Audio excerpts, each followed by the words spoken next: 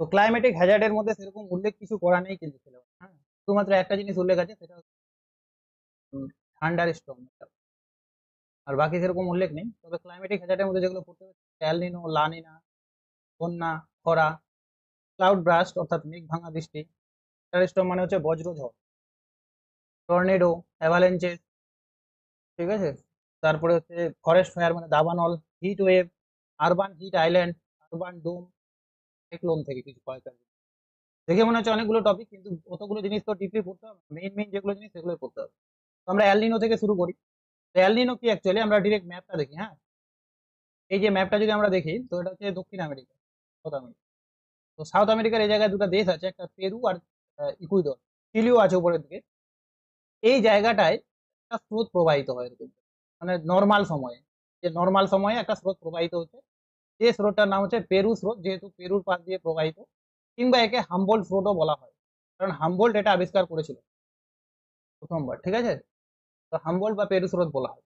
কিন্তু কি হয়, মাঝে মাঝে 2 থেকে 7 বছর বা তারও কিছু সময় পর পর এই জায়গাটার টেম্পারেচারটা হঠাৎ করে বেড়ে যায়।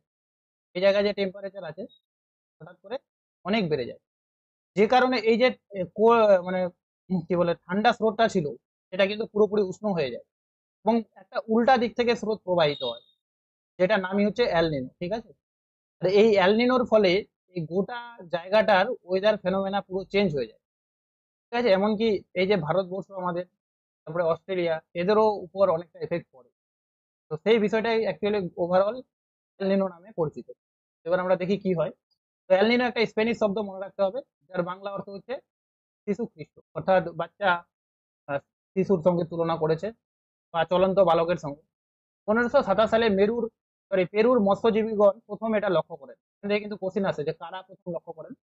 তার মাঝে মনে রাখতে হবে যারা মৎস্যজীবী তারাই কিন্তু লক্ষ্য করেছিল, ঠিক আছে। এরপরে লিমা, পেরুর লিমা নামক একটা জায়গা আছে, যেখানে একটা আহ, মানে মিটিং হয় বা জিওগ্রাফারদের মিটিং হয়, যেখানে ক্যামিলো ক্যারিল্লো বলে একজন সর্বপ্রথম এল নিনো শব্দটা কি আন্তর্জাতিক স্বীকৃতি দেন, যে যে হ্যাঁ এটাকে আমরা এল নিনোই বলবো, এরকম প্রথম তারপর থেকেই শুরু হয়। তো এটা অ্যাকচুয়ালি কি, পেরু আর ইকুয়েডর উপকূলে আমি বললাম যে সমুদ্রের উষ্ণতা বৃদ্ধি পায়, তার ফলে ওখানকার আবহাওয়া যে অস্বাভাবিক পরিবর্তন হয়, সেই বিষয়টা এল নিনো নামে পরিচিত। তবে এল নিনো একটা স্রোতও বলা যেতে পারে। এল নিনো হচ্ছে একটা উষ্ণ সমুদ্র স্রোত, যেটা পেরু এবং হাম্বোল্ট স্রোতের অপোজিটে প্রবাহিত হয়। এটা সবসময় প্রবাহিত হয় না, এটা 2 থেকে 5 বছর বা 7 বছর পর প্রবাহিত। আর যদি কোনো সময় এলনিনো, কোনো বছর এলনিনো চালু হয়, তাহলে সেটা 9 মাস থেকে 2 বছর পর্যন্ত স্থায়ী হতে পারে। তো এলনিনো কেন হয়, অর্থাৎ ওই জায়গার টেম্পারেচারটা কেন রাইজ হয়? তো ওখানে একটা প্লেট রয়েছে, নাজাকা প্লেট। সেটা কিন্তু এসএসসি এর আগের বার 2016-তে কিন্তু এখান থেকে কোশ্চেন আসছিল যে নাজাকা প্লেটটা কোথায় অবস্থান করে। তো ওই জায়গায় একটা প্লেট রয়েছে, যার নাম হচ্ছে নাজাকা প্লেট বা নাজকা প্লেট। তো এই নাজাকা প্লেট আর এদিকে প্রশান্ত মহাসাগরীয় প্লেট, দুটা প্লেট মুখোমুখি সংঘর্ষ হয় এই জায়গাটা। সংঘর্ষের ফলে কি হয়, যখন দুটা প্লেট পরস্পর মুখোমুখি সংঘর্ষ হয়, তখন সেখানে কতগুলো হটস্পট তৈরি হয়, মানে তপ্তবিন্দু, যে বিন্দুগুলো দিয়ে জ্বলন্ত ম্যাগমা বাইরে বেরিয়ে যায়। এরকম ম্যাগমা বেরোতে বেরোতে বেরোতে বেরোতে কন্টিনিউয়াসলি 2 থেকে 3 বছর বা 4 বছর পর জায়গার কিন্তু টেম্পারেচারটা রাইজ হয়ে যায়। তো মেইনলি নাজাকা প্লেটটাই দায়ী, প্রচুর তপ্তবিন্দুর অবস্থান। তো এই নাজাকা প্লেটের ক্রিয়াকলাপের ফলেই তো তপ্তবিন্দুগুলো তৈরি হয়। তপ্তবিন্দুর ইংরেজি অর্থ হচ্ছে হট, যেখান থেকে অগ্নুৎপাত হয় আর কি। তো এর এর ফলে কি হয়, তো এর ফলে হচ্ছে উত্তরমুখী শীতল হাম্বল স্রোতের পরিবর্তে দক্ষিণমুখী উষ্ণ স্রোতের তৈরি হয়। অর্থাৎ হাম্বল স্রোতটা এতদিন এরকম উত্তর দিকে প্রবাহিত হচ্ছিল, উল্টা দিক থেকে একটা স্রোত প্রবাহিত হয়, নামই আমরা বলি এলনিনো। তো উক্ত অঞ্চলে, অর্থাৎ ওই অঞ্চলটায় সমুদ্র টেম্পারেচার 1 থেকে 5 ডিগ্রি পর্যন্ত বৃদ্ধি পেতে পারে। কোনো কোনো বইয়ে এটা আলাদা লেখা থাকতেও পারে, কিন্তু ওই মোরলেস 1 থেকে 5 ডিগ্রি। ক্রান্তীয় পূবালি জেট স্ট্রিমটি দুর্বল হয়ে পড়ে। আমি যখন পড়িয়েছিলাম জেট স্ট্রিম থিওরি, মনসুন উৎপত্তির পিছনে, তখন আমি বলছিলাম যে এদিক থেকে একটা বায়ু প্রবাহিত হয় গ্রীষ্মকালের দিকে, গ্রীষ্মকালের প্রারম্ভে আর কি, প্রথম দিকে, যে বায়ুটার নাম হচ্ছে পূবালি জেট স্ট্রিম। তো পূবালি, যেহেতু তারা পূবালি পূর্ব দিক থেকে আসে, ওই জন্য পূবালি জেট স্ট্রিম। তো যখনই এটা ভারতের এই জায়গাটায় আসে, তখন এরকম করে কিন্তু চলে যায় ভারতের দিকে, এবং ভারতে কিন্তু দক্ষিণ পশ্চিম মৌসুমী বায়ু সূত্রপাত ঘটায়, যা আমি পড়িয়ে দিয়েছিলাম। কিন্তু কি হয়, যখন এলনিনো হয় সেই বছর বায়ুটা আর এদিকে আসতেই পারে না, তার আগেই এই এলনিনোতে যেহেতু একটা বিশাল বড় নিম্নচাপ তৈরি হয়, তার আকর্ষণে এদিকেই ঘুরে যায়। তো দুর্বল কথার মানে হচ্ছে এই যে ভারতের দিকে আসতে পারে না, এই বিষয়টাকে বলা হচ্ছে যে ক্রান্তীয় জেট স্ট্রিমটা দুর্বল হয়ে পড়ে। এটা দুর্বল হলে কি হবে, তাতে মৌসুমী বায়ু একটু দেরিতে প্রবেশ করবে। দক্ষিণী দোলন তৈরি হয়। দক্ষিণী দোলন মানে হচ্ছে এই যে দক্ষিণ গোলার্ধে যে আবহাওয়ার যে উল্টা পাল্টা পুরো পরিবর্তন হয়ে যায়। আগে বায়ুগুলো এদিকে প্রবাহিত হতো সব, এখন বায়ুগুলো এদিকে প্রবাহিত হচ্ছে এল নিনোর আকর্ষণ। সেইটাকেই বলা হয় দক্ষিণী দোলন। দক্ষিণ গোলার্ধের বায়ু প্রবাহের যে অস্বাভাবিক পরিবর্তন। পেরু, চিলি, ইকুয়েডর অঞ্চলে প্রবল বর্ষণ ও বন্যা হয়, তো এটা। আর পূর্ব অস্ট্রেলিয়া, ভারত, বাংলাদেশ এগুলা জায়গায় কিন্তু খরা হয়, যখন এল নিনো হবে সেই বছরগুলোতে খরা হবে। ঠিক আছে, তো এটাই ছিল এল নিনোর কনসেপ্ট, মোটামুটি সবাই জানে এগুলো। এল নিনোর ফলে ভারতে খরা, আর পেরু ইকুয়েডর অঞ্চলে কিন্তু বন্যা হয়। এবার এই এল নিনোর একটা বিপরীত অবস্থার নামই হচ্ছে লা নিনা। ঠিক আছে, লা নিনা। তো লা নিনা একটা স্পেনিশ শব্দ, যেমন এল নিনো ছিল সেরকম। তো এর বাংলা অর্থ হচ্ছে ক্ষুদ্র বালিকা। ছোটবেলায় মেয়েরা খুব শান্ত থাকে, তো যেহেতু এই সময় ওই জায়গাটায় শান্ত অবস্থা বিরাজ করে, তার সঙ্গে তুলনা করে এর নাম দেওয়া হয়েছে ক্ষুদ্র বালিকা বা লা নিনা। তো এল নিনো হলো, লা নিনা হলো এল নিনোর বিপরীত অবস্থা। বিপরীত অবস্থা কেন বলছে? এল নিনোর সময় আমরা যখন দেখলাম যে এই জায়গায় টেম্পারেচার প্রচুর বেড়ে যাবে, টেম্পারেচার যা থাকবে তার থেকে অনেক বেড়ে যাবে, 2 থেকে 5 ডিগ্রি গোটা ওসিয়ানের টেম্পারেচার বেড়ে যায়। কিন্তু লানিনার সময় কি হবে? উল্টা হবে, অর্থাৎ স্বাভাবিক যা টেম্পারেচার থাকে তার থেকে অনেকটা কমে যাবে। ঠিক আছে, অর্থাৎ পেরু এবং হাম্বোল্ট স্রোত প্রবাহিত হচ্ছেই, যা টেম্পারেচার থাকতো আগে এমনি সময়গুলোতে, এখন উল্টা হবে, তাদের টেম্পারেচারটা তার থেকেও কমে যাবে। এটাকে বলা হয় লা নিনা। তো পেরু ইকুয়েডর উপকূলের অদূরে, অদূরে মানে কাছে, উত্তরমুখী অতি শীতল, উত্তরমুখী এই জন্য বলছে কারণ পেরু আর হাম্বোল্ট স্রোতটাই যখন প্রবাহিত হয়, সেই অতি মানে শীতল যখন হয়ে যাবে তখনই তাকে লা নিনা বলা হয়। তো 4 ডিগ্রি সেলসিয়াস পর্যন্ত হ্রাস পেতে পারে, মানে ওখানে যেমন দেখলাম আমরা 5 ডিগ্রি সেলসিয়াস বেড়ে যাচ্ছিল, কেন হচ্ছে 4 ডিগ্রি সেলসিয়াস পর্যন্ত হ্রাস পেতে পারে। 2 থেকে 10 বছর অন্তর এটা আবির্ভাব হয়। অ্যাকচুয়ালি এটা তখন আবির্ভাব হবে যখন একবার এল নিনো হবে। এল নিনোর পর আবার এল নিনো এরকম সচরাচর হয় না। এল নিনোর পর একবার লা নিনা হবে, পরে আবার এল নিনো হবে, তারপরে আবার লা নিনা হবে, এরকম। 2011 সালে লা নিনার প্রভাব মারাত্মক ছিল। ঠিক আছে, তো 2011 সালে অনেক প্রভাব ছিল বেশি, সর্বাধিক লেখা আছে অনেক জায়গায়, কিন্তু যেহেতু 2000 পরের ডেটাগুলো বইতে নাই, ওই জন্য আমি সর্বাধিক লিখলাম না। এটা লা নিনার প্রভাবটা সর্বাধিক ছিল 2011। ঠিক আছে, কারণ 2011-র পরে তো অনেক বছর চলে গেছে, সেই ডেটাগুলো আমি কোথাও পেলাম না, ওই জন্য লিখে নিলাম যে মারাত্মক। তো এর মেইন কারণ কি লা নিনা? তো লা নিনার মেইন কারণ একটা তো হচ্ছে এল নিনো। এবছর এল নিনো হবে, সে বছরের বছরে লা নিনা হবে, আমি বললাম। কেন হয়? কারণ এই ক্ষেত্রে আমরা দেখলাম এল নিনোর ক্ষেত্রে যে সমুদ্রের পৃষ্ঠের উপরে টেম্পারেচারটা অনেক বেড়ে যায়। তো যখন কোনো জায়গায় টেম্পারেচার বেড়ে যাবে, লো প্রেসার ক্রিয়েট, তাই এই লো প্রেসারের কারণে সমুদ্রের জলটা বাষ্পীভূত হয়ে উপরের দিকে উঠে যাবে। ফলস্বরূপ সমুদ্রের নিচের যে জলটা, অর্থাৎ শীতল জলটা, এই শীতল জলটা কিন্তু উপরে ধীরে ধীরে এরকম করে উঠে আসে। ঠিক আছে, তো শীতল জলটা যখন ধীরে ধীরে উপরের দিকে উঠে আসতে থাকে, তখন আস্তে আস্তে একটা সময় এমন হয় যে এই জায়গাটা আফ্রিকার থেকেও বেশি ঠান্ডা হয়। এই জন্যই বলে যে বছর এল নিনো হয় ঠিক কয়েক বছর পরে লা নিনা হতে পারে। এই যে ওটাই লেখা আছে, এটা ঊর্ধ্বমুখী শীতল, অর্থাৎ নিচের যে সমুদ্র স্রোতটা আছে সেটা কিন্তু ধীরে ধীরে উপরের দিকে উঠতে থাকে। তবে এটা এল নিনোর কারণে কিন্তু হয়। এর কি ইম্প্যাক্ট হতে পারে? এখানে ওয়াকার সংবহন স্বাভাবিক থাকে। ঠিক আছে, ওয়াকার চক্র। ওয়াকার চক্রটা কি তাহলে বর্ণনা করা আছে নিচের দিকে। ওয়াকার চক্র হচ্ছে যেটা নর্মাল সাইকেল, বায়ুর যেটা নর্মাল সাইকেল, অর্থাৎ বায়ু যেরকম প্রবাহিত হয়, তো বায়ু কিরকম প্রবাহিত হয়, যেহেতু এই জায়গাটা এই জায়গার অঞ্চলগুলো শীতল, হ্যাঁ, এদিকে একটা হাই প্রেসার জোন সবসময় ক্রিয়েট হয়। কারণ কি? কারণ এখানে হামবোল্ট স্রোত প্রবাহিত হয় যেটা শীতল, ফলস্বরূপ এই জায়গায় টেম্পারেচারটাও শীতল করে দেয়। আর এইদিকে সচরাচর এল বা লো প্রেসার তৈরি হয়। তো বায়ুগুলো নিচের দিক দিয়ে, অর্থাৎ ভূপৃষ্ঠ বরাবর এরকম করে এদিকে প্রবাহিত হয়, low pressure, sorry, high pressure থেকে লো প্রেসারের দিকে। এবং এখানে এসে যেহেতু এখানে লো প্রেসার ক্রিয়েট হয়, বা এই জায়গায় যেহেতু টেম্পারেচার বেশি থাকে, ফলস্বরূপ এখানে কি হয়, টেম্পারেচার এরকম করে বায়ুটা উপরের দিকে উঠে যায়। ঠিক আছে, আবার বায়ুটা উপরে উঠে গিয়ে আবার এদিকে এরকম করে ঘুরে যায়, ঘুরে গিয়ে এখানে আবার এরকম করে নেমে যায়, যেহেতু এখানে ভারী হয়ে যায় হাই প্রেসার। এরকম করে বায়ুটা প্রথমে পশ্চিম থেকে পূর্ব দিকে, সরি, পূর্ব থেকে পশ্চিম দিকে, এবং ঊর্ধ্বাকাশে পূর্ব থেকে পশ্চিম থেকে পূর্ব দিকে প্রবাহিত হয়। এই যে স্বাভাবিক প্রবাহ, এটাকে কিন্তু ওয়াকার সার্কুলেশন বা ওয়াকার সংবহন। এটা স্বাভাবিক থাকবে, যেরকম ছিল ওরকমই, কারণ এদিকে লো প্রেসার ছিল, টেম্পারেচার আরো বেড়ে গেল, কমে গেল, আরো লো, সরি, হাই প্রেসারটা আরো বেড়ে গেল।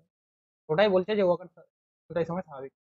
ক্রান্তীয় পূবালি জেট স্ট্রিম সক্রিয় থাকে। এই সময় যে জেট স্ট্রিমটা প্রবাহিত হচ্ছিল এটা আরো বেশি সক্রিয় থাকে, মানে এতক্ষণ পর্যন্ত সে শীতল বায়ু যাচ্ছিল, এখানে এসে আরো কিছু পরিমাণ শীতল জলীয়বাষ্প তার মধ্যে মিশে গেল, বা আরো কিছু শীতল ওয়েদার তার মধ্যে অ্যাড হয়ে গেল। ঠিক আছে, ফলস্বরূপ সেটা অনেক সক্রিয় থাকে। পেরু ইকুয়েডর উপকূলে শৈত্যের প্রবাহ বৃদ্ধি পায়, অর্থাৎ প্রচুর ঠান্ডা পড়ে এই জায়গায়। ভারত অস্ট্রেলিয়া এই সময় বন্যার পরিস্থিতি তৈরি, কারণ যেটা পূবালি জেট বায়ুটা আসছিল, সে যখন এই জায়গায় আসবে তখন তার মধ্যে প্রচুর মানে সে তখন প্রচুর ঠান্ডা এরকম দ্রুত ভারতে প্রবেশ করতে চাইবে লো প্রেসার দেখলেই, তত তাড়াতাড়ি ভারত মহাসাগর থেকে জলীয় বাষ্পগুলো ভারতে প্রবেশ করাতে পারবে। তো এটাই ছিল লানিনা, লানিনার ইম্প্যাক্ট। এখানে কিন্তু অনেকগুলো কথা বলা আছে যে কোনটা ক্রান্তীয় পূবালি জেট, কোনটা ওয়াকার সার্কুলেশন, এই জিনিসগুলো না জানলে কিন্তু মুশকিল আছে। তো এখানে কয়েকটা জিনিস লেখা আছে, যেমন ওই জিনিসগুলো বর্ণনা করা আছে। তো লেখা আছে লানাদা। লানাদা কি? তো এল নিনো দেখলাম যখন ওই জায়গার টেম্পারেচারটা স্বাভাবিকের থেকে অনেক বেড়ে যায়, আর এল নিনো হ্যাঁ। আর লানিনা কি দেখলাম যখন ওই জায়গার টেম্পারেচারটা স্বাভাবিক থেকে অনেক কমে যায়, কিন্তু যখন নর্মাল থাকে, অর্থাৎ যখন ওই কি বলে যে হাম্বল স্রোতটাই প্রবাহিত হয়, তখন কি হয়, তাহলে তখন হচ্ছে তখন তখন সেই কন্ডিশনটাকে বলা হয় লানাদা। এটা মনে রাখতে হবে, যে বছর লানাদা মানে হচ্ছে নাথিং। লানাদা শব্দের অর্থ হচ্ছে নাথিং, মানে কোনো কিছুই নয়, না এল নিনো না লা নিনো। তো ওই বছরগুলোকে আমরা লানাদা বলি। ওয়াকার সার্কুলেশন তো আমি বললামই, যে নিচের দিক থেকে এরকম করে বায়ু প্রবাহিত হবে, উপরের দিকে উঠবে, উঠে গিয়ে আবার এরকম করে নেমে, এটা হলো ওয়াকার সার্কুলেশন। আর দক্ষিণী দোলন বা সাউদার্ন অসিলেশন, এটা কি? এটা হচ্ছে যখন এলনিনো হবে তখন বায়ুটা উল্টা দিকে প্রবাহিত হবে, অর্থাৎ নিচের দিকে আর এরকম করে প্রবাহিত হবে না, বরং নিচের দিকে এরকম করে প্রবাহিত হবে। কারণ এদিকে যা টেম্পারেচার ছিল তার থেকে এদিকে টেম্পারেচারটা আরো বেশি গুণ বেড়ে যাবে। ফলস্বরূপ তখন এদিকে একটা হাই প্রেসার জোন ক্রিয়েট হবে আর এদিকে লো প্রেসার জোন। ভূমির সমান্তরালে এরকম হাই প্রেসার থেকে লো প্রেসারের দিকে যাবে, অর্থাৎ পশ্চিম থেকে পূর্ব দিকে, তারপরে উপরে উঠবে উষ্ণ হয়ে, আবার এরকম করে দিকে নেমে যাবে, অর্থাৎ ঠিক ওয়াকার সার্কুলেশনের অপোজিট দেখা যাবে। এটাকে বলা হয় সাউদার্ন অসিলেশন। আর এই সময় যেহেতু এই গোটা বিষয়টা যেহেতু দক্ষিণ দিকে দেখা যায় না, দক্ষিণ মহাসাগরে, ওই জন্য বলা হয় দক্ষিণী দোলন বা সাউদার্ন অসিলেশন। ঠিক আছে? তো এনসো কি? এনসোর ফুল ফর্ম আসতে পারে যে এল নিনো, সাউদার্ন অসিলেশন, দুটা প্রায় একই তার ব্যাপার। এল নিনোর কারণে যখন দক্ষিণী দোলন হয় তখন সেটাকে এনসো বলা হয়। তো এটা আর এটা মোটামুটি একই জিনিস। তো এখানে ওয়াকার সার্কুলেশনটা দিয়েছি, যে ওয়াকার সার্কুলেশন যখন থাকে তখন বায়ুটা এই যে নিচের দিকের বায়ুটার দিকে প্রবাহিত হচ্ছে, এখানে এসে উপরের দিকে রাইজ হচ্ছে, আবার দিকে নেমে যাচ্ছে, এটা হচ্ছে স্বাভাবিক অবস্থা। কিন্তু যখন দক্ষিণী দোলন হয়, অর্থাৎ ওয়াকার সার্কুলেশনটা এল নিনোর সময় কি, তখন বায়ুটা উল্টা দিকে হয়, অর্থাৎ নিচের দিকে এদিকে প্রবাহিত হয়, এখান থেকে আরো উপরে উঠে আবার নেমে যায়। তো এটাই হলো ওয়াকার সার্কুলেশনের বিপরীত অবস্থা বা দক্ষিণী দোলন। এবার বন্যা কি? বন্যা তো সবাই জানাই মোটামুটি। তো বন্যাকে একটা পুঞ্জীভূত দুর্যোগ বলা হয়। পুঞ্জীভূত মানে হচ্ছে যেটা ক্রমে ক্রমে হতে থাকবে। বন্যা হুট করে কয়েক ঘন্টায় বন্যা হয়ে গেলে ওরকম হয় না। যদি একটা বন্যা আছে যাকে বলা হয় flood, ঠিক আছে, এটা হতে পারে। কিন্তু মেইন যেগুলা মানে মেজর বন্যা, সেগুলো কিন্তু দীর্ঘদিন কয়েকদিন ধরে অন্তত থাকেই, বৃষ্টি হচ্ছে হচ্ছে হচ্ছে হচ্ছে, তারপরে কিন্তু। তো এই কারণে একে পুঞ্জীভূত দুর্যোগ বলা হয়। তো আইএমডি মানে ইন্ডিয়ান মেট্রোলজিক্যাল ডিপার্টমেন্ট বলেছে যে যদি কোনো জায়গায় স্বাভাবিকের থেকে 25% বেশি বৃষ্টিপাত হয়, তাহলে সেই জায়গায় বন্যা সৃষ্টি হতে পারে। যেহেতু এটা আইএমডি ডেটা, আমাদের এটা মনে রাখতে হবে, হতে পারে। ঠিক আছে, মনে রাখতে হবে। আর ভারতের 11% ভূমি বন্যা প্রবণ। সব থেকে রাজ্যগুলোতে বেশি বন্যা হয় সেটা হচ্ছে আসাম, বিহার, পশ্চিমবঙ্গ, উত্তরপ্রদেশ, ওড়িশা। কোনো কোনো জায়গায় দেখলাম আমি আসামে বেশি বন্যা হয়, কোনো জায়গায় দেখলাম বিহারে সব থেকে বেশি বন্যা। ঠিক আছে, তো আমি কনফিউশন হয়ে গেলাম। ওই জন্য আমি কোথাও কোনোটাই উল্লেখ করলাম না যে কোথায় সব থেকে বেশি বন্যা। ঠিক আছে, তবে আমি যতদূর জানি যে আসামই হবে রাইট অ্যান্সার। বিহারেও হতে পারে, তবে বিহারে বন্যার মেইন কারণ হচ্ছে যখন বাঁধ ভেঙে যাবে, কোসি নদীর বুকে যখন বাঁধ ভেঙে যাবে তখনই হবে। আর আসামে ওরকম বাঁধ ভাঙা টাঙা কোনো ব্যাপার নয়, আসামে এমনি বন্যা হবে, আসামের জায়গাটাই ওরকম নিচের দিকে, উপরে এদিক থেকে নদীতে প্রচুর জল আছে, এদিক থেকেও আছে, এই জায়গায় প্রচুর বৃষ্টিপাত। তো উত্তরাখণ্ডের হরপা বান, এই যে প্লাস যেটাকে বলে, এর জন্য দায়ী মেঘ ভাঙা বৃষ্টি। এই মেঘ ভাঙা বৃষ্টিটা কি সেটা এখানে কতগুলো বন্যা দিয়ে দিয়েছি, যেমন 1987 সালের বন্যাটা খুব বিখ্যাত। এটা কোথায় হয়েছিল? বিহারে। কোথায় হয়েছিল সেটা মনে রাখতে হবে, এটা একটু পড়লে ভালো। 1978 সালে যেমন উত্তরপ্রদেশ, বিহার, পশ্চিমবঙ্গে হয়েছিল। 1987 সালে বিহারে হয়েছিল, কোসি নদীর বাঁধ ভেঙে গেছিল ওই সময়। 29 মিলিয়ন মানুষ ক্ষতিগ্রস্ত হয়েছিল, ভাবা যায় কত বড় বন্যা। 2008 সালে বিহারের কোসি নদীতে আবার হয়েছিল, এই সেম ওরকম বাঁধ ভেঙে যাবে। কোসি নদীর বুকে যখন একটু সামান্য বিহারের ওই জায়গাটা জল হয় না, তখন কোসির বাঁধগুলো ভেঙে যায়, এই জন্য বিহারের দুঃখ বলা হয় কোসিকে। তো 2013 সালে উত্তরাখণ্ডে হয়েছিল, যেটা ফ্লাড, কোসিন আসতে পারে 29 অক্টোবর, ঠিক আছে, তারিখ শুরু হয়েছিল দিন। 2015 সালে চেন্নাই, তামিলনাড়ুতে হয়েছিল, আমি বলেছিলাম এটা খুব মারাত্মক ছিল, কয়েক সময় মানে কিছুক্ষণ সময়ের মধ্যেই কিন্তু একদম বন্যা হয়ে গেছে তামিলনাড়ুতে। 2018-তে কেরালায় হয়েছিল, এটা বিশেষ কারণে বিখ্যাত, কারণ এই সময় সমুদ্রের জলটা স্থলভাগের দিকে প্রবেশ করে। ফলে নোনা জল যেহেতু সমুদ্রের দিকে চলে আসে, ফলে সব ফসল নষ্ট হয়ে যায়। এবং সেটা কিন্তু খালি ওই বছরে নষ্ট হয়নি, পরের বছরও কিছুদিন এটা ক্ষতিগ্রস্ততা ছিল। এই জন্য এই কারণে এটা খুব বিখ্যাত। 2020 সালে আসামে, আসামে তো প্রতি বছরই ছোট মোটো বন্যা হয়, কিন্তু এই 2020 সালে বন্যাটা খুব বড় ছিল। 56 লাখ মানুষ ক্ষতিগ্রস্ত হয়েছে। ঠিক আছে, তারপর চলে আসবো খরা। তো খরা আইএমডি অর্থাৎ ইন্ডিয়ান মেট্রোলজিক্যাল ডিপার্টমেন্ট কি সংজ্ঞা দিয়েছে, যে কোনো স্থানে যদি স্বাভাবিকের থেকে 75% কম বৃষ্টিপাত হয়, তাহলে সেই স্থানে খরা সৃষ্টি হতে পারে। ঠিক আছে, মানে কন্টিনিউয়াস কয়েক বছর কোনো একটা জায়গায় আগে 25 সেমি বৃষ্টিপাত হতো, এখন তার থেকে 75% কম বৃষ্টিপাত হচ্ছে ওই জায়গায়, তাহলে সেই স্থানে কিন্তু খরা তৈরি হতে পারে। ভারতের 25% এলাকা খরা প্রবণ এরকম। এটা একটা পুঞ্জীভূত বিপর্যয়, খরা হুট করে একদিনে তৈরি হয় না, খরা তৈরি হতে দীর্ঘদিন সময় লাগে। ঠিক আছে, খরাকে আবার আইএমডি দুই ভাগে ভাগ করেছে, একটা হচ্ছে চরম খরা, একটা হচ্ছে মধ্যম খরা। তো চরম খরা যখন স্বাভাবিকের থেকে 50 থেকে 75% কম বৃষ্টিপাত হবে, সেটা হচ্ছে চরম। আর মধ্যম হচ্ছে 25 থেকে 50% যখন কম বৃষ্টিপাত হবে স্বাভাবিকের থেকে, তখন সেটাকে বলে মধ্যম। আর 25-এর স্বাভাবিকের থেকে যদি 25-এরও কম বৃষ্টিপাত হয়, তাহলে তাকে খরা বলবো না, তখন খরা তৈরি হবে না।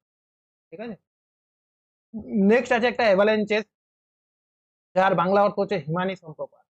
তো দেখতেই পাচ্ছি ছবিটা, হ্যাঁ, পাহাড়ে বা যে জায়গায় হিমবাহ রয়েছে, বিশেষ করে পাহাড়ের উঁচু অঞ্চলগুলোতে, সেই জায়গায় হঠাৎ করে যদি অনেকটা হিমবাহ ভেঙে নিচের দিকে পড়ে যায়, তখনই তাকে আমরা হিমানি সম্প্রপাত বলে থাকি। এখান থেকে কিন্তু কোশ্চেন হয় প্রিভিয়াস ইয়ারে। ঠিক আছে, এমনি এমনি দিইনি আমি, এটা কোশ্চেন হয় জন্যই দিয়েছি।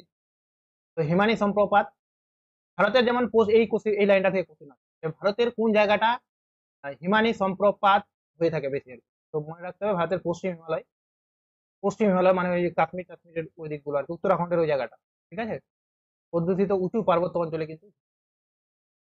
এছাড়াও আলপস, রকি, আন্দিজ এই পর্বতগুলোর উপরেও। ঠিক আছে, এটা কিন্তু একটা আকস্মিক প্রাকৃতিক বিপর্যয়, অর্থাৎ এটা হঠাৎ করে হয়। ঠিক আছে, ভূমিকম্পের মতো। তারপরে আছে সাইক্লোন।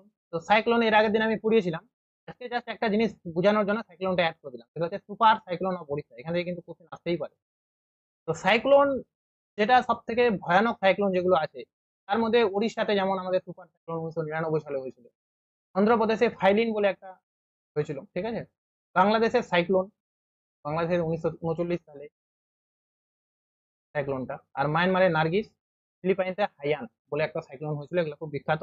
তবে মেইনলি আমাদের মনে রাখতে হবে ভারতের উড়িষ্যার সাইক্লোন, এমনকি এখান থেকে কিছু ডেটাও মনে রাখতে হবে, কি হয়েছিল না হয়েছিল, কি নামে পরিচিত। তো আমি ওটা অ্যাড করে দিয়েছি এখানে। সময়কাল হচ্ছে 1999 সালের 29 অক্টোবর। একটু আগে বললাম যে 29 অক্টোবর, ওটা এটার বলেছিলাম, ভুল বলে দিচ্ছি। ঠিক আছে, তো 1999 সালে 29 অক্টোবর কিন্তু চালু হয়েছিল সুপার সাইক্লোন। ছিল বেশিক্ষণ নয়, এই বেশিক্ষণ নয় মানে ভালোই সময় ছিল আর কি, বেশিক্ষণ নয় কেন বলছি। এটি প্রথমে এরাসামা ব্লক নামে একটা জায়গা আছে ওড়িশার, যেখানে প্রথম আঘাত করে, মানে প্রথম আর কি ক্ষতিগ্রস্ত হয়ে জায়গাটা। ওই জন্য একে অনেক সময় এরাসামা সুপার সাইক্লোন নামেও বলা হয়। এর গতি ছিল 14 ঘন্টা ধরে এটা হয়, 14 ঘন্টা কন্টিনিউয়াস হতেই থাকে। গতিবেগ 220 থেকে 260 কিমি। ঠিক আছে, 1 ঘন্টায়। আহ, আর এটা তো কি বলে, যে ঝড় তো হয়েছিল ওখানে সুপার সাইক্লোন, তার পাশাপাশি কি হয়েছিল যে ওখানে যে সমুদ্রটা আছে ওড়িশা উপকূলে, ওই জায়গার সমুদ্রর ঢেউগুলো ঝড়ের আঘাতে, মানে ঝড়ের ফলে 10 মিটার পর্যন্ত উঁচু হয়ে গেছে। এবং এই ঢেউয়ের মানে ইয়েগুলো চলে গেছিল একদম সিংহপুর আর কেন্দ্রপাড়া নামে দুটো জায়গাতে। তা এখানে নয়, এখানে লেখা আছে ঝড়ের ঢেউগুলো ওদের যে রাজধানী আর কি, ভুবনেশ্বর পর্যন্ত চলে গেছিল। কোথাও লেখা আছে এখানে ভুবনেশ্বর পর্যন্ত চলে গেছিল, এত বড় হয়েছিল ঢেউ। আর এর মধ্যে দুটো জায়গা আছে, জগৎ সিংহপুর, কেন্দ্রাপাড়া। এখানে ঝড়ের গতিবেগ আরো বেশি ছিল, 300 কিমি গতিবেগ। আগেরটাতে তো 220 থেকে 260, এখানে সবচেয়ে বেশি ছিল। এই জায়গাগুলো একদম পুরো তছনছ হয়ে গেছিল। এই যে লেখা আছে সামুদ্রিক ঢেউগুলি রাজধানী ভুবনেশ্বর পর্যন্ত অগ্রসর হয়ে যায়, সবকিছু নিশ্চিহ্ন করে, যেদিকে গেছে একদম করে দিয়েছে। প্রায় 1.5 কোটি মানুষ বিপন্ন হয়, হ্যাঁ, ঘর বাড়ি ছেড়ে চলে যায়। 25 লক্ষ ঘর বাড়ি ধ্বংস হয়ে যায়, আর 45,000 মানুষের মৃত্যু হয়। ঠিক আছে, এই জন্য এটা এত ডেঞ্জার। আর এখান থেকে কোশ্চিন আছে, এত কিছু ক্ষয়ক্ষতির জন্য ভারত সরকার একে ভারতের জাতীয় বিপর্যয় বলে চিহ্নিত করে, যে গোটা দেশের এটা একটা ক্ষতি আর কি। তো কোন সাইক্লোনকে ভারতের জাতীয় বিপর্যয় চিহ্নিত করা হয়, তো এটা একটু এই যে জায়গাগুলো এখানে জুম করলে ভালো বোঝা যাবে, এরকম হয়ে গেছিল, এখানে বড় বড় বিল্ডিং ছিল, সব ধ্বংস হয়ে গেছে।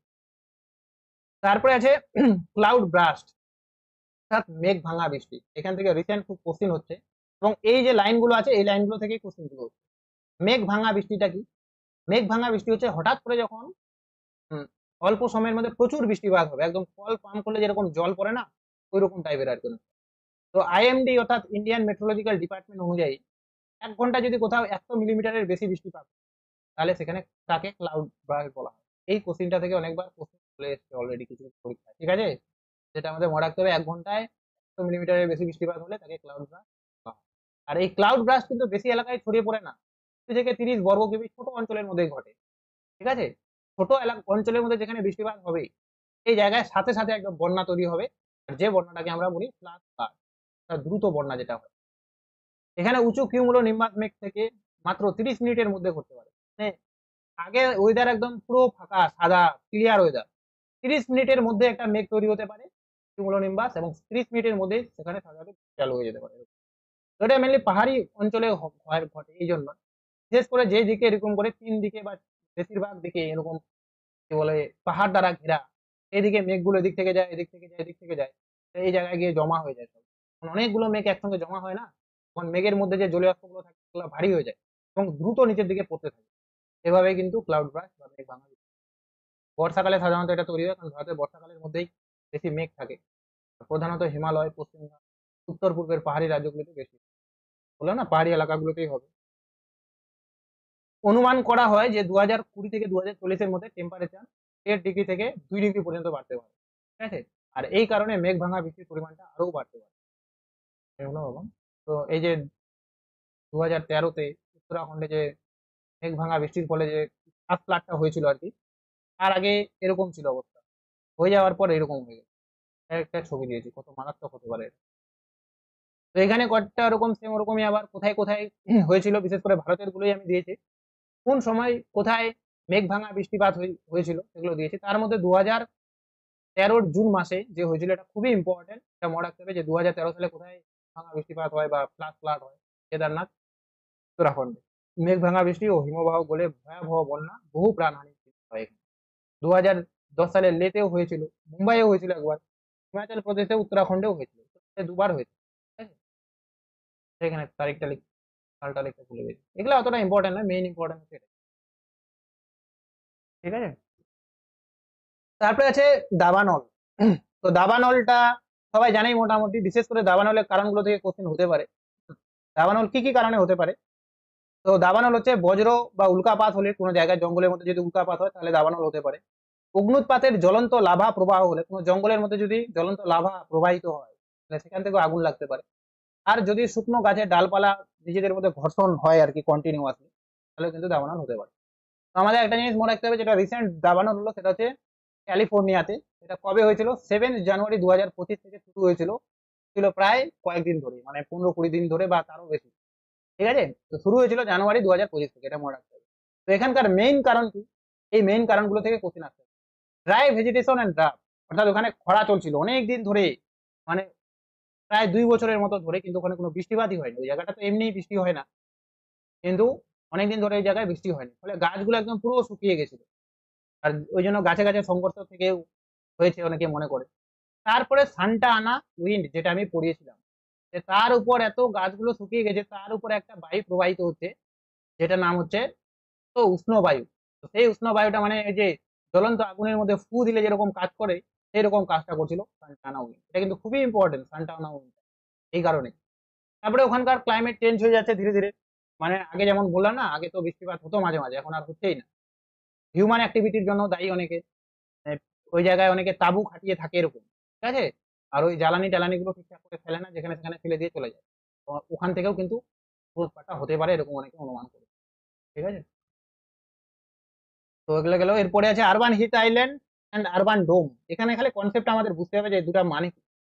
তো আমরা যখন কোনো একটা গ্রাম থেকে, গ্রামীণ এলাকা থেকে ধীরে ধীরে শহরের দিকে যাই, তখন টেম্পারেচারটা কিন্তু এরকম করে ধীরে ধীরে রাইজ পেতে থাকে।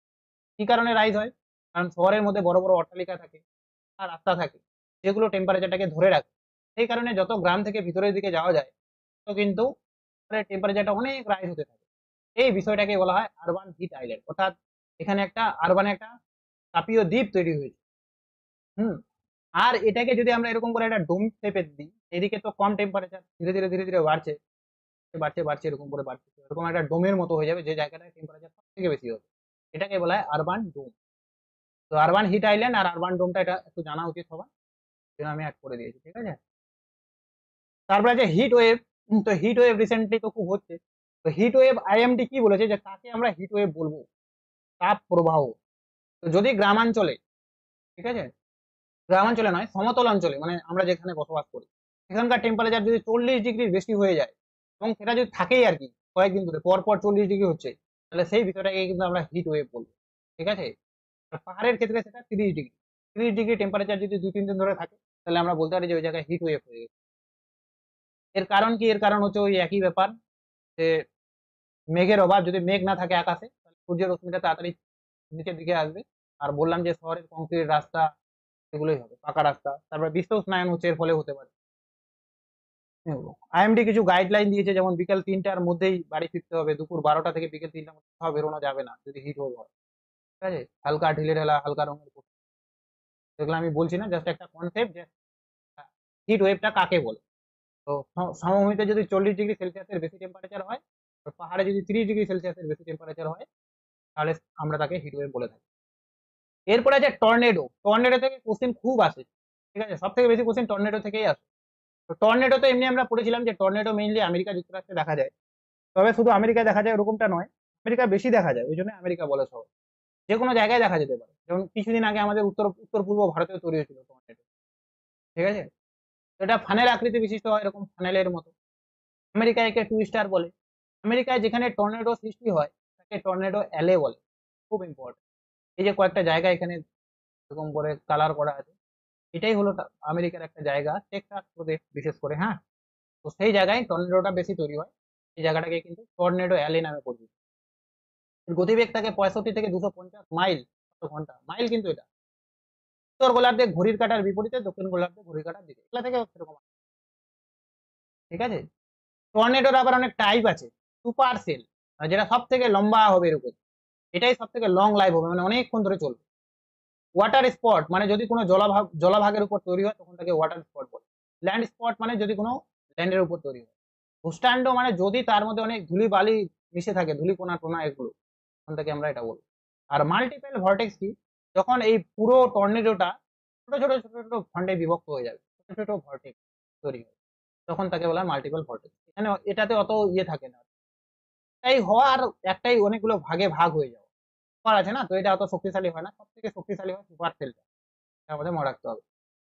এবার পরীক্ষায় কোশ্চেন আসে এই জায়গাটা থেকে বিশেষ করে, যে টর্নেডো ফলে যে ক্ষয়ক্ষতি হয় সেটা কোন স্কেলে মেজার করা হয়। সেটা হচ্ছে এনহান্স ফুজিটা স্কেল। ডিরেক্ট জিজ্ঞেস করতে পারে যে টর্নেডোর ফলে ক্ষয়ক্ষতি হয় সেটা কোন স্কেলে মেজার করা হয়, ফুজিটা স্কেল বা এনহান্স ফুজিটা স্কেল, অর্থাৎ ফুজিটা স্কেলকে যেটা পরিমার্জন করা হয়েছে। তো এই ফুজিটা স্কেল কি পরিমাপ করে সেটা থেকেও কোশ্চেন আসছে। ফুজিটা স্কেল তো টর্নেডো পরিমাপ করেই, টর্নেডো কি পরিমাপ করে? তো টর্নেডোর ড্যামেজ, কতটা ড্যামেজ হয়েছে সেটা দেখায়, টর্নেডোর উইন্ড স্পিড কত রয়েছে সেটা দেখায়। যেমন এখানে আমি দেখিয়ে দিয়েছি যে ক্যাটাগরি, 6টা ক্যাটাগরি আছে টোটাল, 0 থেকে 5 পর্যন্ত। যদি এত উইন্ড স্পিডে হয় তাহলে সেটাকে আমরা উইক বলবো, হলে সেটাকে স্ট্রং বলবো, ভায়োলেন্ট বলবো। মানে কি, আমরা তো দেখলাম যে তার গতিটা কতটা। আর এই উইক মানে কি? উইক মানে নিশ্চয়ই কিছু ক্ষতি আছে, যে যদি এতটা ক্ষতি হয় সেটা হলো উইক, থেকে বেশি হলে সেটা স্ট্রং। আমাদের মনে রাখতে হবে ড্যামেজ দেখায় প্লাস উইন্ড স্পিড দুটাই, ঠিক আছে। এখান থেকে কোশ্চেন আসছিল, দুটা কোশ্চেন আসছে। নেট পরীক্ষার কথা বলছে, হ্যাঁ নেটের, কেন কি নেটের ক্ষেত্রে এই জিনিসগুলো এখন বেশি focus, তো সেরকম কোথাও পরীক্ষায় হচ্ছে না, পরীক্ষাকে ফোকাস করবো, ঠিক আছে। তো মনে রাখতে হবে ফুজিটা স্কেল দ্বারা আমরা কি ইয়ে করি, মেজার করি টর্নেডোর ক্ষয়ক্ষতি, টর্নেডোর যে গতি, বায়ুর গতিবেগটা সেটাই।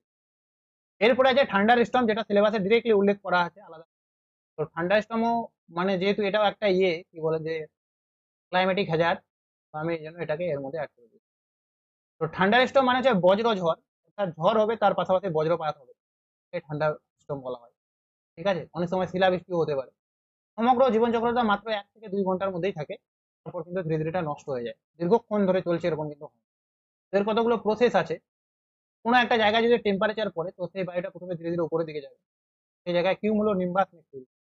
এই মেঘ যখন তৈরি করবে, তখন মেঘের মধ্যে তড়িৎ কণা, পজিটিভ আর নেগেটিভ আধান মানে সৃষ্টি হবে। এবং এই পজিটিভ আর নেগেটিভ যখন তৈরি হবে না, তখন পজিটিভ আলাদা হয়ে যাবে, নেগেটিভ আলাদা হয়ে যাবে। তো নিচের দিকে এরকম করে চারদিকে ছড়ে যেতে হবে। নিচের দিকে যদি কোনো জায়গায় পজিটিভ পায়, তো ওই নেগেটিভটা তাকে মানে তার কাছে চলে যাওয়ার চেষ্টা করবে। এই তার কাছে যায় জন্য আমাদের বজ্রপাত হয়। ঠিক আছে, পজিটিভ নেগেটিভ মানে পজিটিভটা উপরে চলে যায় এরকম, নেগেটিভটা নিচের দিকে খুঁজে বেড়ায় যে আমি কার সঙ্গে জয়েন হবো। তখন যেখানে পজিটিভ পায়, অর্থাৎ নিচের দিকে আমাদের ভূপৃষ্ঠে যে জায়গায় হচ্ছে বিদ্যুৎ উৎপাদন হয়, ঠিক আছে, সেটা একটা গাছ দুললে মানে বড় যেগুলা যত লম্বা গাছ হয় তার উপর কেন পড়ে, তাকে আগে পেয়ে যায় আর কি এরকম। তারপরে ইলেকট্রিসিটি যদি কোনো জায়গায় থাকে, ইলেকট্রিক পোলের উপর পড়তে পারে এরকম। এভাবেই হয় আর কি, এটা তো সবাই মোটামুটি জানে। এগুলা থেকে কোশ্চেন আসে না, আসলে এই নোটটা থেকে আসতে পারে। তো এর আবার দুটো টাইপ আছে, একটা হচ্ছে বায়ুপুঞ্জ বজ্রঝড়, একটা হচ্ছে প্রাচীর জনিত বজ্রঝড়। মনে রাখলেই হবে, প্রাচীর জনিত মানে দুটা প্রাচীর মিলে যখন তৈরি হবে, স্থল সীমান্ত আর উষ্ণ সীমান্ত মিলে। আর বায়ুপুঞ্জ মানে যখন একটা জায়গায় বায়ুটা জমা হয়ে গিয়ে কিউমুলোনিম্বাস মেঘ তৈরি করবে এবং তৈরি করে তারপর বজ্রঝড় হবে, বায়ুপুঞ্জ বজ্রঝড় বলে। এখানে কয়েকটা ডেটা আছে, যেমন বজ্রপাতের দেশ, বজ্র ড্রাগনের দেশ কাকে বলা হয়, তো ভুটানকে। কোনো কোনো বইতে ভুটান থাকে, কোনো কোনো বইয়ে থাকে হচ্ছে ভেনেজুয়েলা। এর একটা কনফিউশন আছে। ভেনেজুয়েলাটাকে কেন বলা হয়, ভেনেজুয়েলায় সত্যিই প্রচুর ইয়ে হয়, বজ্রপাত হয়। কিন্তু ভুটানকে বজ্রপাতের দেশ এই জন্য বলা হয় কারণ ভুটানে যে বজ্রপাত হয় না, ভুটান দেশটা এরকম যে ওখানে প্রতিধ্বনি হয়, মানে বজ্রগুলো, ঠিক আছে, তো বজ্রগুলোর প্রতিধ্বনি হয় আর প্রচুর সাউন্ড হয়। এই জন্য ভুটানকে বজ্রপাতের দেশের থেকেও বেশি বজ্র ড্রাগনের দেশ বলা হয়। ঠিক আছে, এই যে প্রতিধ্বনি হয়, প্রচুর আওয়াজ শোনা যায় এরকম। সেই কারণে ভুটানকে বজ্রপাতের দেশ বলার মেইন কারণ হচ্ছে এটাই, ওখানে বজ্রপাতটা বেশি মানে আওয়াজ হয় আর কি। কিন্তু ভেনিজুয়েলাতে সত্যিই প্রচুর বজ্রপাত হয়, এই জন্য বিশ্বের সবচেয়ে বজ্রপাত হয় ভেনিজুয়েলার মারাকাইবো হ্রদে, কাইবো আইল্যান্ডের ওখানে, ঠিক আছে। তো এই যে প্রচুর বজ্র হয়, মানে নিমিষের মধ্যে প্রতিদিন যে কত বজ্রপাত হয়, বা প্রতি বছর হাজার হাজার বজ্রপাত হয়ে যাবে, এটাকে আবার একটা ওখানে উৎসব হিসাবে পালন করা হয়, যেটার নাম হচ্ছে কাটাম্বো লাইটিং, মানে বজ্রপাত। এটা মনে রাখতে হবে আমাদের, দুটাই মনে রাখবো, অপশনে আশা করি দুটাই দিবে না। এটা ভুটানকেও বলা হচ্ছে, আর একটা হচ্ছে কি বলে এটা, ভেনিজুয়েলাকেও বলা হচ্ছে, ঠিক আছে? ভেনিজুয়েলা, ভেনিজুয়েলা কেন বজ্রপাত হয় এটা আমি পড়তে গেলাম, একটু ভুলে গেলাম, ঠিক আছে, দেখে দেখতে হবে আর কি কেন অত বজ্রপাত। তারপরে আমেরিকা যুক্তরাষ্ট্রের ফ্লোরিডা নামে একটা জায়গা আছে, যেটাতে ওই দেশের বজ্রপাতের রাজধানী বলা হয়। তো বজ্রপাতের রাজধানী আমেরিকার কোথায় বজ্রপাত সব থেকে বেশি হয়, বা বজ্রপাতের রাজধানী যদি বলে তাহলে ফ্লোরিডা বলবো আমি। ঠিক আছে, তো এই ছিল কতগুলো, এখান থেকে এই জায়গাগুলো থেকে কোশ্চেন হওয়ার চান্স আছে। তো বজ্রপাতের দেশ কাকে বলে, বজ্র ড্রাগনের দেশ কাকে বলে। এবার কতগুলো কি নোট আছে, মানে অনলাইনার নোট, এগুলো আর আমি বলছি না, ঠিক আছে, এগুলো অ্যাড করে দিয়েছি আমি, পেলাম বইয়ের মধ্যে।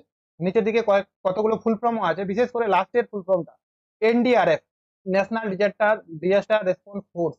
এসডিআরএফ ও আছে, স্টেট ডিজাস্টার রেসপন্স ফোর্স, ঠিক আছে, এসডিআরএফ টা অ্যাড করা হয়নি, যাই হোক একই ব্যাপার। তো এবার আমরা আসবো থিওরি গুলোতে। হ্যাঁ, কে পড়াই দিই এটা?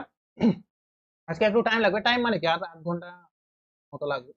তো ক্লাইমেটিক ক্লাসিফিকেশন দুটা সিলেবাসে উল্লেখ আছে, একটা হচ্ছে কোপেনের আর একটা হচ্ছে থর্নটোয়ের। তো ক্লাইমেটের ক্লাসিফিকেশনটা বিভিন্ন ভিত্তিতে কিন্তু করা হয়, মেইনলি তিন ভাগে করা হয়, একটা হচ্ছে এমপিরিক্যাল ক্লাসিফিকেশন, একটা হচ্ছে জেনেটিক, অ্যাপ্লাইড।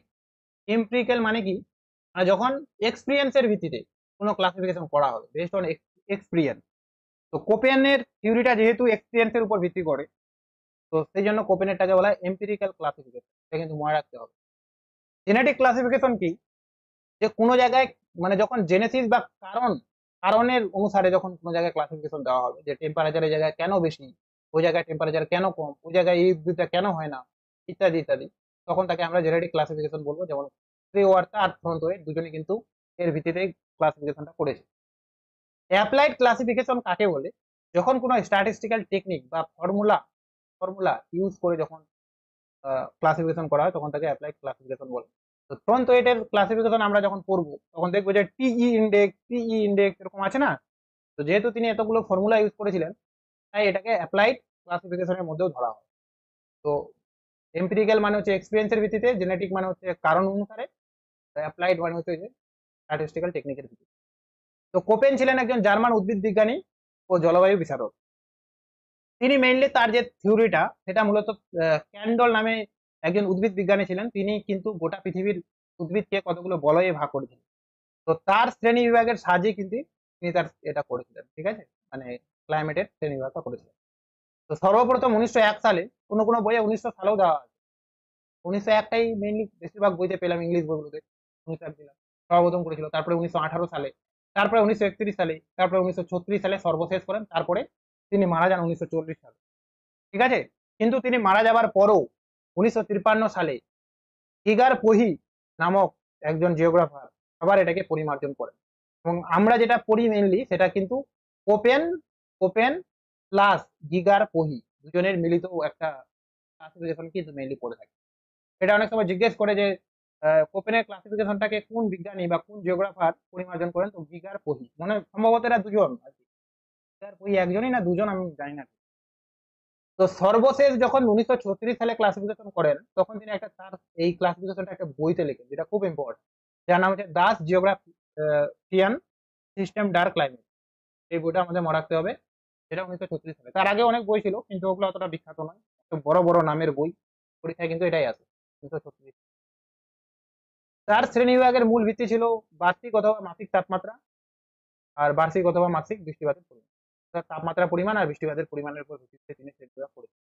এবার কোপেন আমরা জানি কোপেন কতগুলো লেটার ব্যবহার করেছিলেন, যে লেটারগুলোর মিনিংটা যদি আমরা বুঝে যাই, তাহলে ক্লাসিফিকেশনটা কিন্তু সিম্পল মনে হয়। তো এ মানে হচ্ছে কি, মানে গোটা যদি আমরা একটা গ্লোব ধরি এরকম করে, তিনি এরকম 5টা ভাগে ভাগ করেছেন। তো বলেছেন নিরক্ষরেখার আশেপাশে এই জায়গায় তো টেম্পারেচার সব থেকে বেশি, বা এই যে 23.5 ডিগ্রি উত্তরে আর 23 ডিগ্রি দক্ষিণে, তিনি নাম দিলেন এ, মানে ট্রপিক্যাল ক্লাইমেট বা ক্রান্তীয় জলবায়ু। তারপরে বি, এই জায়গায় তাকে তিনি দিলেন বি মানে ড্রাই, অর্থাৎ বেশিরভাগ মরুভূমি কিন্তু এই জায়গাগুলোতেই আছে 23 ডিগ্রির পরে। এই জায়গায় দুটা ক্লাইমেট পাওয়া যায়, একটা হচ্ছে ড্রাই আর একটা হচ্ছে মনসুন। কোনো দেশের বা কোনো মহাদেশের পশ্চিম দিকে মরুভূমিগুলো দেখা যায়, পূর্ব দিকে বেশিরভাগ, মানে যতগুলো দেশ আছে তার বেশিরভাগ দেশেই মৌসুমী জলবায়ু যদি দেখা যায়, তাহলে দেশের পূর্ব দিকে দেখা যায়। ঠিক আছে? দেশের পূর্ব দিকে মৌসুমী জলবায়ু, আর পশ্চিম দিকে কিন্তু মরুভূমি জলবায়ু। তারপরে সি মানে হচ্ছে নাতিশীতোষ্ণ, সি মানে হচ্ছে একটু শীতল, আর যেটা ই লাস্টে, সেটা একদম মেরু অঞ্চলকে ডিনোট করেছিলেন, যেখানে প্রচুর টেম্পারেচার কম থাকে, মানে টেম্পারেচার বেশিরভাগ সময় আর কি শীতকাল থাকে। ওরকমই ভাগ করা আছে। এ মানে হচ্ছে ক্রান্তীয় জলবায়ু, সি মানে হচ্ছে শুষ্ক জলবায়ু, সি মানে হচ্ছে নাতিশীতোষ্ণ, উষ্ণ নাতিশীতোষ্ণ, আর ডি মানে হচ্ছে শীতল তুষারময়, ই মানে হচ্ছে মেরু জলবায়ু। এছাড়াও কোনো কোনো বই আরেকটা থাকে এইচ, এইচ বলতে তিনি হাইল্যান্ডকে বুঝিয়েছেন। হাইল্যান্ড মানে ওই যে, মানলাম আমাদের ইন্ডিয়াতে, তো ইন্ডিয়ার মধ্যে একটা পাহাড় আছে হিমালয়। তো এই হিমালয়ের উপরের দিকে টেম্পারেচারটা তো মেরু অঞ্চলের মতোই অনেকটা, খুব কম টেম্পারেচার। তো সেটা সেই পাহাড়ি টেম্পারেচার গুলোকে বা পাহাড়ি ক্লাইমেট গুলোকে দেখানোর জন্য তিনি এই শব্দটা ব্যবহার করেন। এবার এখানে আমি ব্র্যাকেটে লিখে দিচ্ছি mega thermal zone, zero fight zone. তো এগুলো অ্যাকচুয়ালি যে ক্যান্ডেলের সাহায্য নিয়েছিলেন, ক্যান্ডল নামে একজন, বললাম না উদ্ভিদ বিজ্ঞানী, তো ক্যান্ডল বলে গেছে যে এই ট্রপিক্যাল অঞ্চলে মেগা থার্মাল জাতীয় উদ্ভিদগুলো জন্মাবে, যারা অনেক টেম্পারেচার সহ্য করতে পারে। জিরো ফাইট হচ্ছে যারা ওই যে ড্রাই রিজিয়নে তৈরি করবে, তারপর মেসোথার্মাল, মাইক্রোথার্মাল, অ্যাকিস্টোথার্মাল, এরকম। ঠিক আছে, তাহলে কোনো উদ্ভিদের বৈশিষ্ট্য দেখেও কিন্তু বোঝা যায় যে সেখানে কি ক্লাইমেট রয়েছে।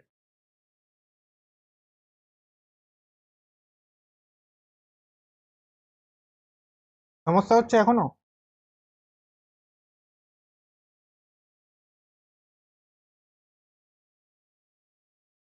ও আচ্ছা আচ্ছা, হ্যাঁ হতে পারে।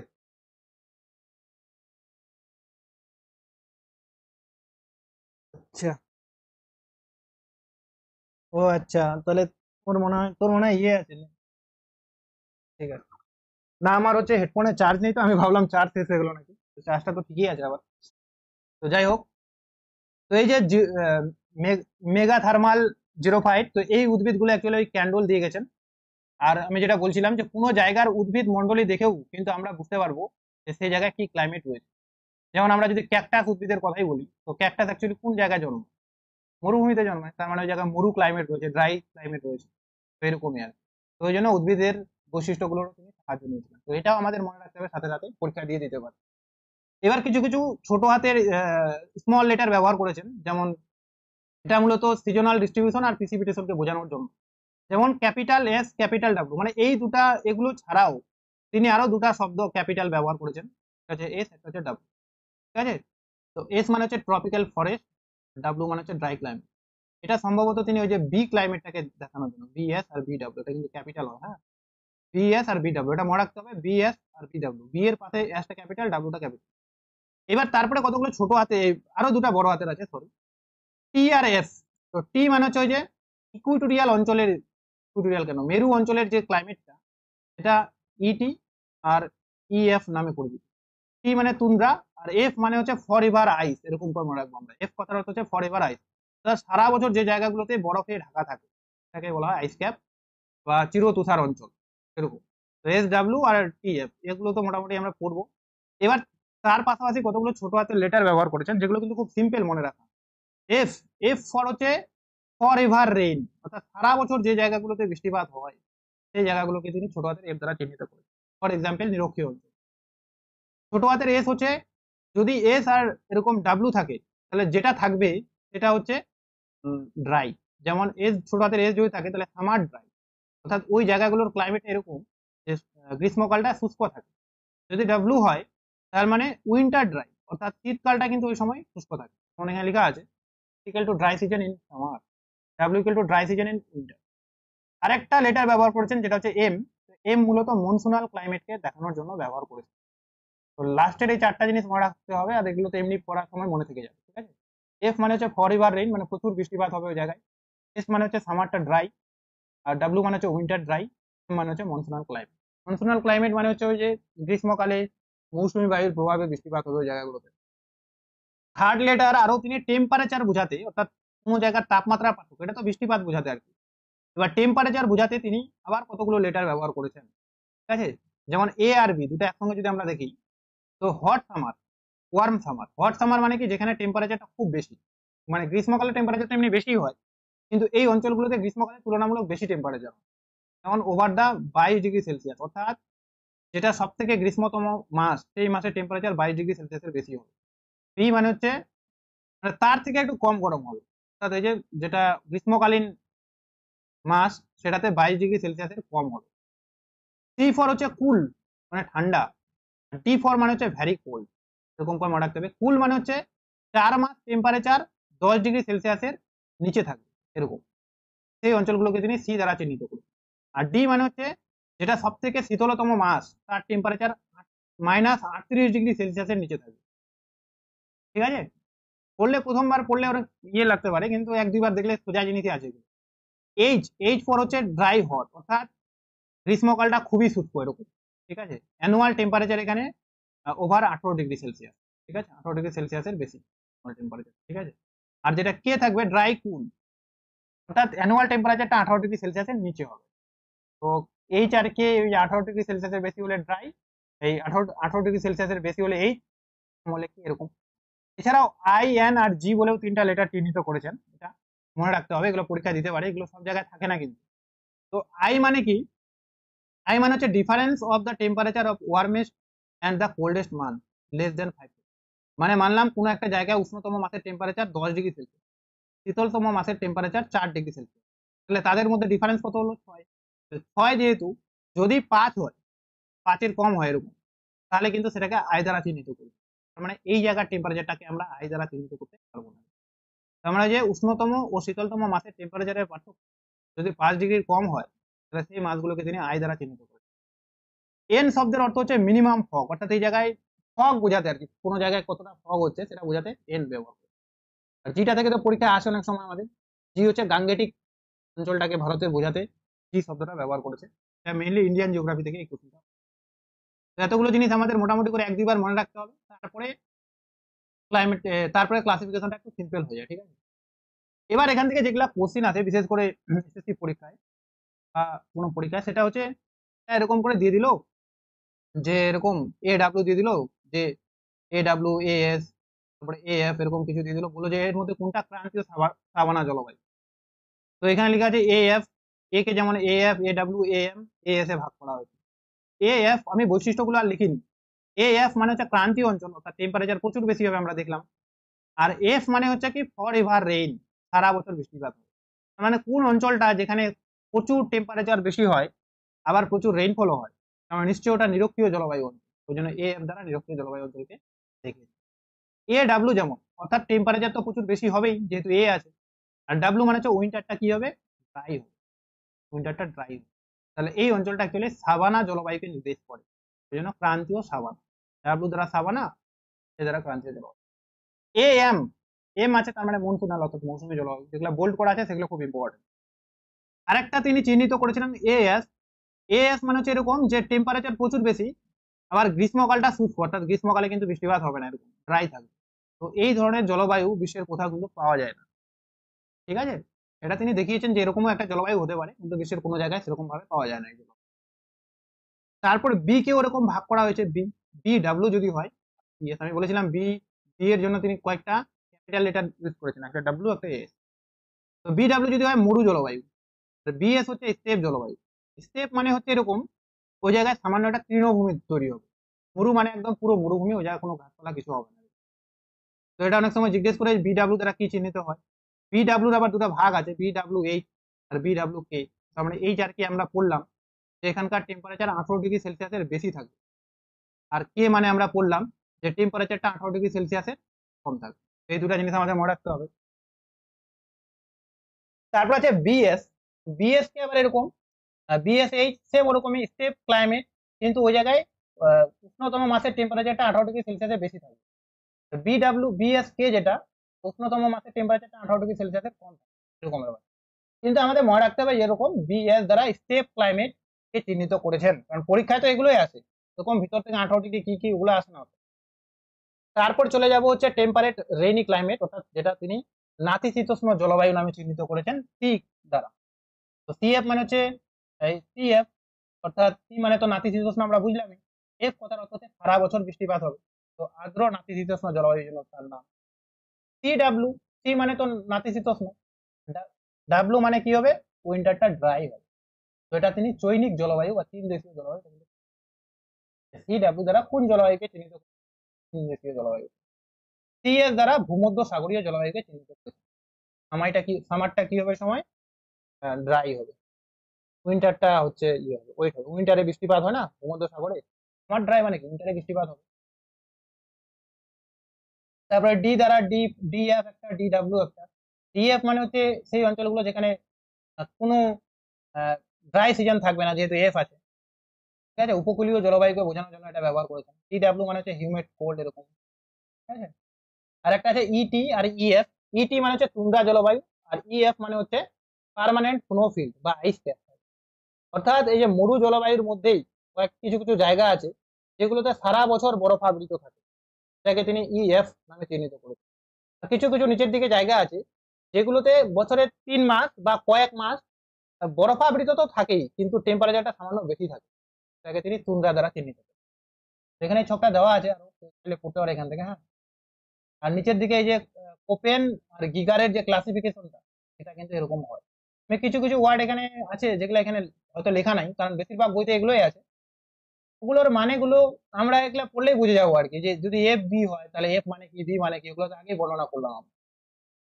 মোস্ট ইম্পর্টেন্ট টাইপ কোশ্চিন কিন্তু এগুলো থেকে হয়, ওই জন্য এগুলো আমি আলাদা করে দিয়ে দিচ্ছি। যেমন জি মানে কি বুঝিয়েছেন, গাঙ্গে সমভূমি। এ ডাব্লিউ মানে ক্রান্তীয় সাবানা। এ এম মানে মৌসুমী। বিডাব্লিউ এইচ বিডাব্লিউ কে হলে মরু জলবায়ু। বিএস যদি হয় তাহলে স্টেপ জলবায়ু। C W চৈনিক। সিএস মানে ভূমধ্যসাগরীয়, এরকম কয়েকটা আছে, এগুলা থেকেই কোশ্চিন হয় কিন্তু মেইনলি। তো উপরেরটা পড়ার পর এটা একবার দুবার দেখলে হয়ে যায়। ইটি আর ইএফ থেকেও কোশ্চিন হয়। ইএফ মানে হচ্ছে চিরতুষার জলবায়ু, যেটা আমি বললাম, যেটাকে আইস ক্যাপ বলে অনেক সময়। তো এটাই ছিল কোপেনের শ্রেণীবিভাগ। এবার আসবো থ্রোনতোয়েট। তো থ্রোনতোয়েটের থেকে ভিতরের থেকে কোশ্চিন হয় না সচরাচর, ঠিক আছে। থ্রোনতোয়েটের উপর থেকে কয়েকটা কোশ্চিন হয়, যেমন তিনি একজন মার্কিন আবহাওয়াবিদ ছিলেন, কোপেন ছিলেন একজন জার্মান, তিনি ছিলেন আবার মার্কিন। তিনিও 3বার বিশ্ব জলবায়ুর শ্রেণীবিভাগ করেন, 31 সালে, 33 সালে আর 48 সালে। 31 সালের শ্রেণীবিভাগটা মূলত কোপেনের শ্রেণীবিভাগের দ্বারা অনুপ্রাণিত হয়ে তিনি দিয়েছিলেন, ওই জন্য কোপেন কিছু কিছু বৈশিষ্ট্যের মধ্যে দেখা যায়, কিন্তু পরবর্তীকালে তিনি এগুলো চেঞ্জ করে দেন। তো এখানে অ্যাকচুয়ালি পরীক্ষা আছে 1931 আর 1948। 31 মানে প্রথমবারের শ্রেণীবিভাগটা, আর 1948 মানে শ্রেণীবিভাগটা, তো এর মধ্যে এই দুটাই থাকে। 1933 এটা সেরকম পরিবর্তন হয়নি, ওই জন্য ওটা থাকে। তো 1931-এ তিনি 3টাকে বেস হিসাবে চিহ্নিত করেছিলেন, ঠিক আছে। একটা হচ্ছে পিই ইন্ডেক্স, প্রিসিপিটেশন এফিসিয়েন্সি ইন্ডেক্স, বা যাকে বাংলায় বলে বৃষ্টিপাতের কার্যকারিতা সূচক, এরকম। তারপরে আছে থার্মাল এফিসিয়েন্সি ইন্ডেক্স, আছে সিজনাল রেইনফল, কোথায় কত রেইনফল হয়। তো পি ইন্ডেক্সের আবার সূত্র আছে, সূত্রগুলো মুখস্থ করতে হবে না, জাস্ট আমাদের দেখে রাখতে হবে। জিজ্ঞেস করবে এরকম করে, কোশ্চেন জিজ্ঞেস করে যে পি ইন্ডেক্স এর উপর ভিত্তি করে, ঠিক আছে, কোপের মধ্যে থ্রোনথয়েড কয়টি জলবায়ুতে ভাগ করে। আমাদের এটা মেইনলি মনে রাখতে হবে যে পিই বা পদক্ষেপণ ইফিসিয়েন্সি ইন্ডেক্স বা প্রিসিপিটেশন ইফিসিয়েন্সি ইন্ডেক্সের উপর তিনি 5টা জোনে ভাগ করেন, 5টা হিউমিড জোন, ঠিক আছে, যেগুলোকে পরবর্তীকালে আবার 20টা সাব ডিভিশন করেন। তো 5টা এগুলো আমাদের মনে রাখতে হবে যে এ দ্বারা কি বুঝিয়েছেন ওয়েট, বি দ্বারা হিউমিড, সি দ্বারা সাব হিউমিড, সেমি এরিড এরকম। তার পাশাপাশি কি ধরনের ভেজিটেশন ওই জায়গায় জন্মাবে, যে rain forest, grassland, steppe, desert এরকম। তারপরে তার ভ্যালুগুলো কত হবে সেগুলো আমাদের মনে রাখতে হবে, এগুলো কিন্তু মুখস্থ করতে হবে। আর এগুলোর উপর ভিত্তি করে এগুলোকে প্রত্যেকটাকেই এক একটাকে 4 ভাগে ভাগ করবে, এ কে 4 ভাগে, বি কে 4 ভাগে, সি কে 4 ভাগে, এরকম টোটাল কিন্তু 20টা ভাগ হয়ে গেছে। তাহলে যদি জিজ্ঞেস করে যে পিই ইন্ডেক্সের উপর ভিত্তি করে ওয়েট কয়টা জলবায়ুতে ভাগ করেন, তাহলে অ্যান্সার কিন্তু হবে 20। ঠিক আছে, মেইন প্রথমে 5টা, 5টার প্রত্যেকটার এক এক 4টা করে, তাহলে 5টারে 20 হয়ে গেল।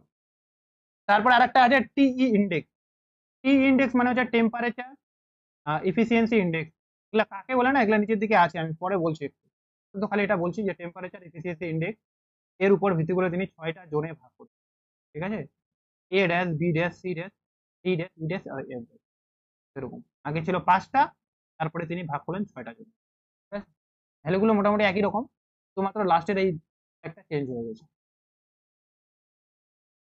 তারপরে যে বৃষ্টিপাতের কার্যকারিতা, উষ্ণতার কার্যকারিতা আর বৃষ্টিপাতের ঋতুভিত্তিক বর্ধন, এগুলোর উপর ভিত্তি করে থ্রোনথয়েড বলেছিল যে 120টা টোটাল ক্লাইমেট জোন রয়েছে পৃথিবীতে, কিন্তু তার মধ্যে তিনি ম্যাপে মাত্র 32টা দেখিয়েছেন। যেমন এ কে 3 ভাগে দেখিয়েছেন, আবার বি কে 7 ভাগে, সি কে 10 ভাগে। এগুলা থেকে এত ভিতর থেকে মনে হয় না কোশ্চেন হবে, যার আমি 4টা দিয়ে দিয়েছি যেহেতু বইয়ের মধ্যে আছে। জাস্ট আমাদের এই ইনফরমেশন গুলো মনে রাখতে হবে যে 3টা সূচকের উপর ভিত্তি করে 1931 সালে কয়টা জলবায়ুতে ভাগ করেছেন। 120টা জলবায়ুতে ভাগ করেছেন, কিন্তু ম্যাপের মধ্যে মাত্র 32টা দেখিয়েছিল, বা তার ক্লাসিফিকেশনে 32টাই উল্লেখ করা আছে।